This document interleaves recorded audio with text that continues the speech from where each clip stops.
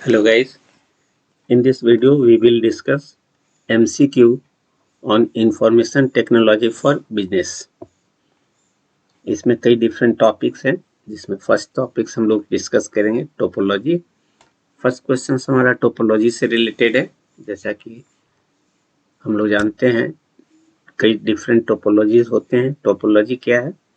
It is the layout of connected nodes. जितने भी systems हैं उस सिस्टम को हम नोड कहते हैं और एक नोड दूसरे नोड से जिस तरह से कनेक्टेड होते हैं उसका जो लेआउट है दैट इज कॉल्ड टोपोलॉजी।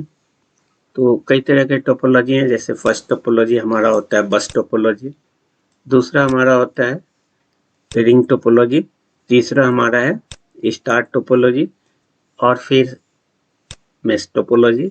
ये सब हमारे डिफरेंट टोपोलॉजीज हैं। और भी टोपोलॉजीज हैं। टोपोलॉजी से related other videos and information के लिए इस लिंक को यूज कर सकते हैं। जिसमें से पहला क्वेश्चन है, how many ports are required for 10 nodes in mesh topology. अब मेश टोपोलॉजी क्या है? मेश टोपोलॉजी होता है जब एक नोड दूसरे सारे अदर नोड से कनेक्टेड हो। यदि मेरे पास 5 नोड्स दिए हुए हों तो ये नोड हर एक नोड से कनेक्टेड होगा। इसी तरह से ये सेकेंड नोड भी हर एक दूसरे नोड से कनेक्टेड होंगे। ये नोड भी हमारा अदर सारे नोड से कनेक्टेड होंगे और इस नोड के भी सारे अदर नोड से कनेक्शन हो। तो ऐसे टोपोलॉजी को हम लोग कहते हैं मेश टोपोलॉजी, जिसमें हाई सिक्योरिटी अवेलेबल होती है। तो ऐसे केस में नंबर ऑफ चैनल क्या होगा? नंबर ऑफ चैनल निकालने का फॉर्मूला होता है n into n-1, n-1 divided by 2, जहाँ की n हमारा नंबर ऑफ नोड्स है। n equal to number of nodes है। यहाँ पर हमने 5 का एग्जाम्पल लिया है तो 5 इंटू 5-1 दैट इज 5 इंटू 4। और इसको यदि हम सिंप्लीफाई करें 10 हमारा चैनल आ रहा है। आप काउंट कर सकते हैं 1 2 3 4 और ये स्क्वायर का 5 6 7 8 और 2 डायगोनल, ये हमारा 9 और 10। तो इस तरह से 10 डिफरेंट चैनल बन रहे हैं 5 नोड्स में। और इससे रिलेटेड नंबर ऑफ पोर्ट्स क्या होगा? तो जितना चैनल होता है उसका दुगना हमारा पोर्ट होता है। 10 चैनल है तो इसमें नंबर ऑफ पोर्ट की संख्या हो जाएगी 2 इंटू 10 यानी 20। तो ये हमने 5 का एग्जाम्पल लिया जहाँ n की वैल्यू हमारा 5 है। अब यदि हम कह रहे हैं कि 10 नोड्स के लिए नंबर ऑफ पोर्ट्स क्या होंगे, तो फॉर्मूला में रख दीजिए। 10 नोड्स हैं, 10 इंटू सी निकाल रहे हैं हम लोग, पहले सी निकालेंगे। 10 into 10-1 that is 9 divided by 2। इसको सिंप्लीफाई करेंगे, ये 5 दैट इज 45। ये हमारा पोर्ट की संख्या होगी, चैनल की संख्या हो गई, और पोर्ट की संख्या चैनल का दुगना होगा यानी 90। 45 इंटू 2 90, और ये 90 हमारा इस ऑप्शन में कहीं नहीं दिया हुआ है, so it's correct answer will be D, none. इसी तरह के अदर क्वेश्चंस के लिए आप इस लिंक को यूज कर सकते हैं। इस लिंक में और भी अदर एमसीक्यू टोपोलॉजी पे दिया हुआ है, यहाँ सिर्फ एक सैंपल है। नेक्स्ट क्वेश्चन हमारा है, the dimension of e commerce that enables commerce across national boundaries is called. Memory based है और वैसे भी आप समझ सकते हैं ई कॉमर्स का स्कोप क्या है और इसका मैक्सिमम एरिया क्या होगा। Interactivity, richness, equity, global reach. Main purpose है हमारा मार्केट साइज बड़ा होना चाहिए, और बड़ा होने के लिए हम यदि ई कॉमर्स यूज करते हैं तो हमारा मार्केट साइज बड़ा होगा और ग्लोबली हम इसमें बिजनेस कर सकते हैं। So it's correct answer will be B. Third question है, servers provide resources to other computers connected to a. जितने भी सर्वर्स हैं हमारे कंप्यूटर नेटवर्क में, जितने भी नोड्स होते हैं, मान लीजिए कि हमारे पास इस तरह से बहुत सारे सिस्टम्स कनेक्टेड हैं, तो ये हमारा कनेक्टेड सिस्टम का एक नेटवर्क होगा और इस नेटवर्क में एक या एक से अधिक सर्वर होंगे और एक या एक से अधिक हमारे सर्वर होंगे। और बाकी सारे हमारे क्लाइंट्स होंगे। तो server provides resources to other computers. यदि हमारा ये सर्वर है तो ये सर्वर बाकी अदर नोड्स को सर्विस प्रोवाइड करेगा, इसलिए ये सर्वर कहलाएगा और अदर नोड्स हमारे क्लाइंट कहलाएंगे। So server provides resources to other computers connected to a network. तो ये सर्वर किसको सर्विस प्रोवाइड कर रहा है? जो इस नेटवर्क में कनेक्टेड है। So it's correct answer will be D, network. Next question है, a program that is used to view websites is called A. जो हमारा प्रोग्राम है उसको वेबसाइट्स पे देखने के लिए हम किस सॉफ्टवेयर और किस प्रोग्राम को यूज करते हैं? So a program that is used to view websites को देखने के लिए हम जिसको यूज करते हैं that is called browser. Option A 5, an example of a class C IP address is. OSI model आप यदि पढ़े होंगे तो ओएसआई मॉडल में 7 लेयर्स होते हैं और उस ओएसआई मॉडल के 7 लेयर्स में हमारा एक लेयर होता है नेटवर्क लेयर, जिसको थर्ड लेयर भी कहते हैं। बॉटम से यदि काउंट करें तो physical layer, data link layer, network layer, then transport layer, session layer, presentation layer और एप्लीकेशन लेयर। ये 7 लेयर्स होते हैं। इस 7 लेयर्स के थर्ड प्लेस पर नेटवर्क लेयर होता है। इस नेटवर्क लेयर पर 3 प्रोटोकॉल यूज करते हैं हम लोग। एक प्रोटोकॉल होता है आईपी, दूसरा होता है आईसीएमपी और तीसरा प्रोटोकॉल होता है आईसीएमपी आईजीएमपी। ये 3 प्रोटोकॉल होते हैं। तीनों प्रोटोकॉल का अलग अलग वर्क है, जिसमें आईपी का काम होता है किसी भी सिस्टम को यूनिक एड्रेस प्रोवाइड करना, और ये यूनिक एड्रेस हमारा आईपी एड्रेस कहलाता है। इस आईपी एड्रेस में दो डिफरेंट प्रोटोकॉल, इस आईपी के 2 डिफरेंट प्रोटोकॉल हम लोग यूज करते हैं, जिसमें पहला प्रोटोकॉल कहलाता है IPv4 और दूसरा होता है IPv6। इस पर भी आपके MCQ बन सकते हैं। IPv4 में 32 बिट्स होते हैं और IPv6 में 128 बिट्स होते हैं। अभी के सारे ऑपरेटिंग सिस्टम्स में दोनों ही फैसिलिटी प्रोवाइडेड है। आप चाहें तो किसी भी सिस्टम का यूनिक एड्रेस IPv4 से भी दे सकते हैं, IPv6 से भी दे सकते हैं। यदि IPv4 में आईपी एड्रेस है तो यहाँ एक कन्वर्टर आता है जिसके हेल्प से हम उस IPv4 को IPv6 में कन्वर्ट कर सकते हैं या IPv6 से IPv4 में कन्वर्ट कर सकते हैं। तो यहाँ पूछ रहा है कि क्लास सी का आईपी एड्रेस क्या होगा। ये जो IPv4 हमारा है, इस IPv4 में जो भी मेरा टाइप है या क्लास है वो 4 तरह के ऑक्टेट में बटे होते हैं। जैसे कि ये हमारा कंप्लीट 32 बिट है, तो इस 32 बिट को हम 4 इक्वल पार्ट्स में डिवाइड कर दें, जिसमें एक पार्ट का जो वैल्यू होगा वो 8 बिट्स होगा और इसी तरह से इसके भी 8 बिट्स होंगे। तो टोटल हमारे पास 32 बिट्स मिल जाएंगे। और 8 बिट से मैक्सिमम वैल्यू, यदि 8 बिट का मैक्सिमम वैल्यू हम लोग निकालें तो 2 to the power 8 यानी 256। और इस 256 की काउंटिंग यदि हम 0 से करें तो इसका रेंज हो जाएगा 0 to 255। यानी हर एक ये जो 8 बिट का हमारा ग्रुप बना है इसको हम कहते हैं ऑक्टेट। तो इस 32 बिट में 4 ऑक्टेट होते हैं। 4 into 8 32 बिट्स हमारा कंप्लीट मिलता है। ईच ऑक्टेट की वैल्यू, सबसे मिनिमम वैल्यू हमारा 0 होगा, जो ये दिया हुआ है। हर एक ऑक्टेट की वैल्यू 0 होगी मिनिमम वैल्यू, और इस वैल्यू को बीच में हम डॉट से सेपरेट करते हैं। तो सबसे लोएस्ट आईपी एड्रेस 32 का 0000 होगा और इस ऑक्टेट का मैक्सिमम वैल्यू हमारा 255 होगा। तो इसकी रेंज हम लोग देखें तो कुछ इस तरह से बन जाएगा 255, 255, 255 और अगेन 255। इसके बीच में डॉट लगाना होगा। तो पहले ऑक्टेट का वैल्यू हो गया 0 से 255, दूसरे का भी 0 से 255, तीसरे का भी 0 to 255 एंड लास्ट का भी 0 to 255। तो हर एक ऑक्टेट का जो मिनिमम वैल्यू है वो 0 है और मैक्सिमम वैल्यू 255 है। इसके अकॉर्डिंग यदि हम आईपी एड्रेस की बात करें तो कुछ इस तरह का दिखेगा। यदि 0 to 255 में हम 10 ले लें, अगेन दूसरे वाले का वैल्यू हम 190 रख दें .50.2, इस तरह से हम यदि रख दें तो ये मेरा एक आईपी एड्रेस होगा।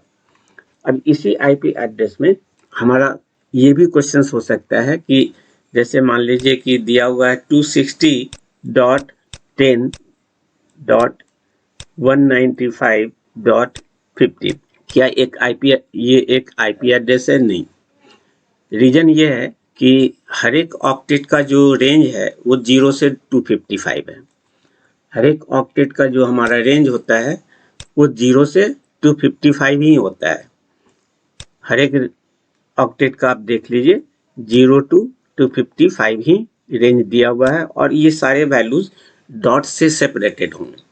तो यहाँ पर जो फर्स्ट ऑक्टेट है वो 255 से एबव है, इसलिए ये मेरा एक आईपी एड्रेस नहीं होगा, लेकिन ये मेरा आईपी एड्रेस होगा। तो इसी तरह से हम लोग अदर आईपी एड्रेस भी निकाल सकते हैं और बहुत सारे आईपी एड्रेस हो सकते हैं।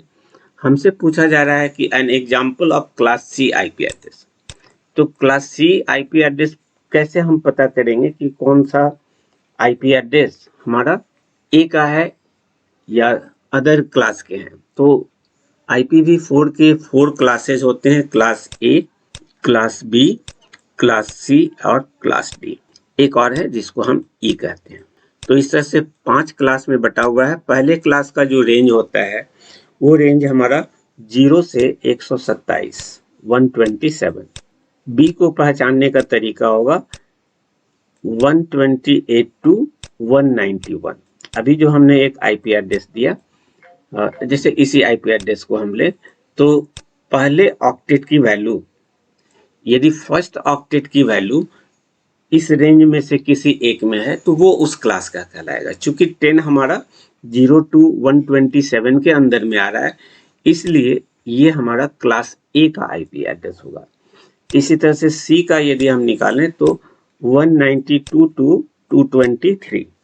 क्लास डी का रेंज होता है 224 to 239 और ई का होगा 242 255।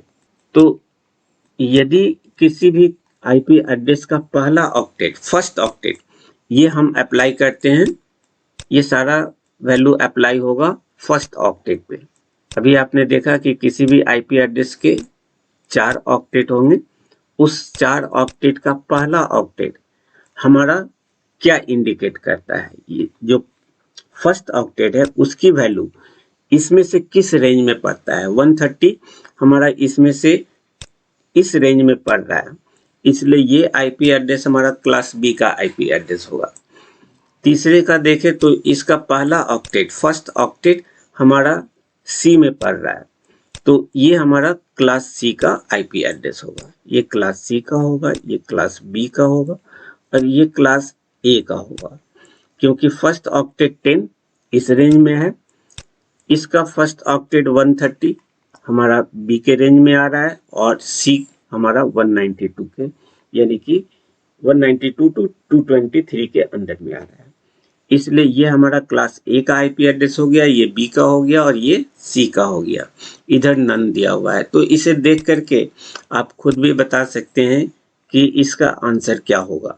N example of class C IP address is option number C, क्योंकि इसका फर्स्ट ऑक्टेट हमारा इस सी के अंदर पड़ रहा है। इसी तरह से क्लास सी का वैल्यू यहाँ पर हमने जो ऑक्टेट का वैल्यू दिया है वो डेसिमल में है। यदि ये सारे वैल्यू हम बाइनरी में लिखें तो बाइनरी की बेसिस पर भी हम क्लास ए बी सी क्या है वो पता कर सकते हैं। यदि फर्स्ट ऑक्टेट का फर्स्ट बिट 0 हो तो वो क्लास ए का होगा। यदि हम इस नंबर को बाइनरी में कन्वर्ट कर दें, जैसे 10 का हम बाइनरी कन्वर्ट करें तो 8 तो 10 और इसके पहले 4 0 और बैठा दें, तो ये पहले का इस 10 का बाइनरी वैल्यू हो गया और इस बाइनरी वैल्यू का सबसे लेफ्ट वैल्यू हमारा 0 है, तो ये क्लास ए को इंडिकेट करता है।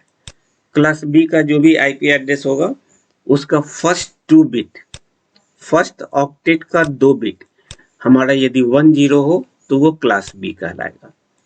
सी के केस में 110 यानी फर्स्ट 3 बिट 110 में से कोई हो तो वो क्लास सी का कहलाएगा। और डी में 1110 फर्स्ट 3 बिट यदि फर्स्ट ऑक्टेट का बाइनरी वैल्यू 1110 हो तो वो क्लास डी का होगा। और ई के लिए हमारा फर्स्ट ऑक्टेट का जो बाइनरी वैल्यू होगा वो 1111, ये 4 हो गए। तो आप का यदि आईपी एड्रेस डेसिमल नंबर में दिया हुआ हो, डेसिमल नंबर के फॉर्म में दिया हुआ है, तो आप इसके हेल्प से पता कर सकते हैं कि वो किस क्लास का आईपी एड्रेस है। और यदि ये सारा आईपी एड्रेस बाइनरी के फॉर्म में हो, जैसे 10 का हमने बाइनरी बनाया, इसी तरह से 5 का बाइनरी बनाए तो 5 की बाइनरी में ये होगा 0000101, ये 5 का हमारा बाइनरी वैल्यू है। इसी तरह से 2 का बाइनरी वैल्यू निकाले तो हमारा 0000010, और फिर 10 का यदि हम निकालें तो इसी तरह का वैल्यू आएगा 40 और 1010। तो ये पूरा आईपी एड्रेस डेसिमल में था और ये पूरा इसका बाइनरी फॉर्म हो गया। तो कोई भी आईपी एड्रेस को हम डिफरेंट नंबर सिस्टम पे दिखा सकते हैं।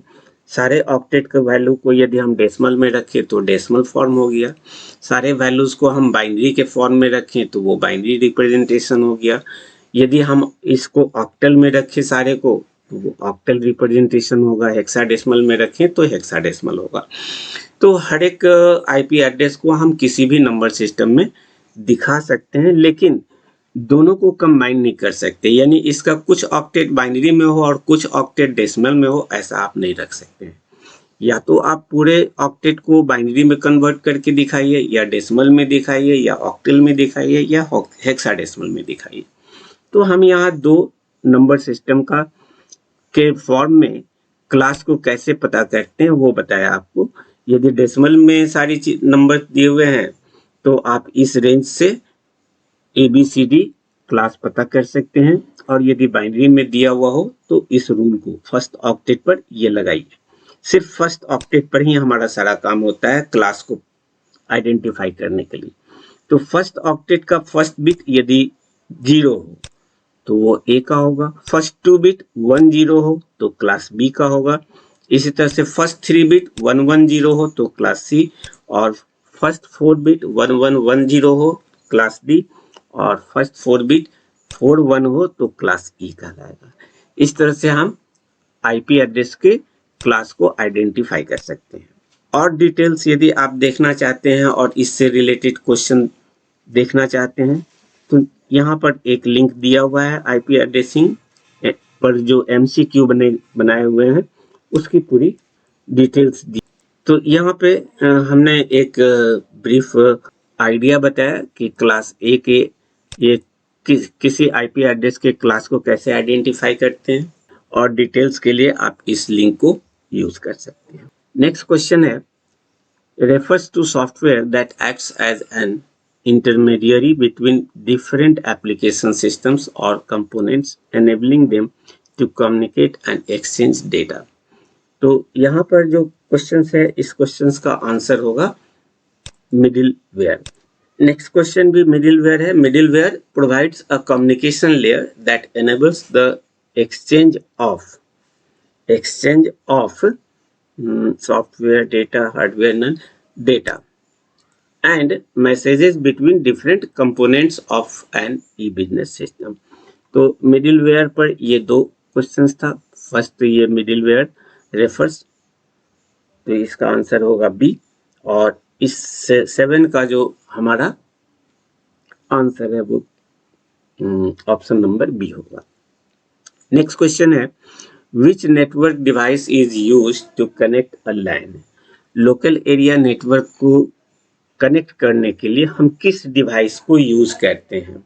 हमारे पास कई तरह के डिवाइसेज होते हैं, जैसे यदि सेम नेटवर्क हो, सेम नेटवर्क कहने का मतलब हो गया कि नेटवर्क के अंदर जितने भी सिस्टम कनेक्टेड हैं आपस में, चाहे जैसे भी कनेक्टेड हो, यदि इनका आईपी एड्रेस सेम क्लास का हो तो ये हमारा सेम नेटवर्क होगा।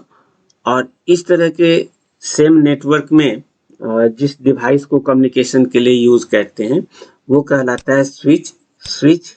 और यदि यहाँ पर हमारा दो डिफरेंट नेटवर्क हो, जैसे यहाँ पे क्लास ए का नेटवर्क है और इधर क्लास बी का नेटवर्क है, और इन दोनों को कनेक्ट करना है, तो दो डिफरेंट नेटवर्क को कनेक्ट करने के लिए जो हम डिवाइस यूज करते हैं दैट इज कॉल्ड राउटर। तो इसका करेक्ट आंसर होगा बी, राउटर। क्योंकि लोकल एरिया नेटवर्क की बात कर रहे हैं तो लोकल एरिया नेटवर्क में हमारा अलग अलग नेटवर्क हो सकता है। ये मेरा एक नेटवर्क है, दूसरा नेटवर्क ये हो सकता है, तीसरा नेटवर्क ये हो सकता है। इसका आईपी एड्रेस क्लास ए का होगा, इसका क्लास बी का हो सकता है, इसके क्लास बी का कोई और नेटवर्क हो सकता है। तो इस तरह के लोकल एरिया नेटवर्क में यदि हम कम्युनिकेशन करना चाहते हैं तो इनके बीच जो डिवाइस लगेगी वो हमारा कहलाएगा राउटर। सेम नेटवर्क में कम्युनिकेशन के लिए जिस डिवाइस को यूज करते हैं वो कहलाता है स्विच। तो अलग अलग जगह पे हम लोग अलग अलग डिवाइस यूज करते हैं। और एप्लीकेशन लेयर पर यदि हमारा कोई डिवाइस यूज करना है तो वहां पर जिस डिवाइस को यूज करते हैं वो कहलाता है गेटवे। कई डिफरेंट अलग अलग डिवाइसेज हैं। स्विच और ब्रिज ये हमारा यूज होता है सेम नेटवर्क में, डिफरेंट नेटवर्क में राउटर, और एप्लीकेशन लेयर तक की सारी चीजों को कनेक्ट करने के लिए हम गेटवे को यूज करते हैं। नेक्स्ट क्वेश्चन है, blank of a channel is range of frequencies available for transmission of data through that channel. इसका करेक्ट आंसर होगा of a channel is the range of frequency. range of frequency किसी भी channel के minimum speed, minimum frequency क्या है और maximum frequency क्या है। Minimum and maximum frequency of the channel, minimum and maximum frequency, ये हमारा रेंज कहलाता है। और इस रेंज को हम कंप्यूटर नेटवर्क में बैंडविड्थ कहते हैं। बैंडविड्थ किसी भी चैनल का फ्रीक्वेंसी डिफरेंस जो होगा, यही हमारा कह रहा है कि of a channel is a range of frequency available for transmission of data through that channel. तो रेंज की बात किया है इसलिए ये इस जगह पे वॉइस ऑप्शन होगा D, bandwidth. Bandwidth of a channel is the range of frequencies available for transmission of data through that channel. जिसकी बैंडविड्थ ज्यादा होगी उसका स्पीड ज्यादा होगा, जिसका बैंडविड्थ कम होगा उसकी स्पीड कम होगी। नेक्स्ट क्वेश्चन है, what is the email attachment size. तो what is the email attachment size limit in Gmail. जो जीमेल पर हम अटैचमेंट डालते हैं, जो भी हम एक्स्ट्रा चीज ऐड करते हैं ट्रांसमिशन के लिए, उसकी मैक्सिमम साइज क्या हो सकती है ऑन जीमेल। तो ये है 25 MB। मेमोरी बेस्ड क्वेश्चन है, याद रखना होगा आपको। Next question, email stands for electronic mail, electronic man, electromagnetic mail, none. Obviously इसका करेक्ट आंसर ए होगा, इलेक्ट्रॉनिक मेल। नेक्स्ट क्वेश्चन है हमारा, which plastic payment method can you use to purchase goods and services and the money is immediately deducted from your bank account। सभी लोग plastic payment method को use करते हैं, तो इसका आंसर आप भी दे सकते हैं। ऑप्शन है debit card, credit card, both of the above, none. और correct answer is A, debit card. Credit card के केस में भी हमारा बैंक अकाउंट से पैसा कटता है, लेकिन वो हमारा क्रेडिट होता है। पहले बैंक उसके लिए पेमेंट कर देगी और बाद में जिस डेट को हमने कहा है उस डेट को वो हमें पे करना पड़ता है, इसलिए करेक्ट आंसर इसमें होगा डेबिट कार्ड। नेक्स्ट क्वेश्चन हमारा है, the full form of EMV is. EMV का फुल फॉर्म क्या है। तो earn money value, electronic money van, non, Europay first. Option number A, Europay, master card and Visa. And the next question is, Python is. Python हमारा किस तरह का software है। तो इसका करेक्ट आंसर है an operating system, an application program, an operating system, a computer. और ये दो ऑप्शन तो सेम हो गया है, लेकिन ये दोनों में से कोई नहीं है। इसका करेक्ट आंसर होगा N application programme. Thank you for watching the video.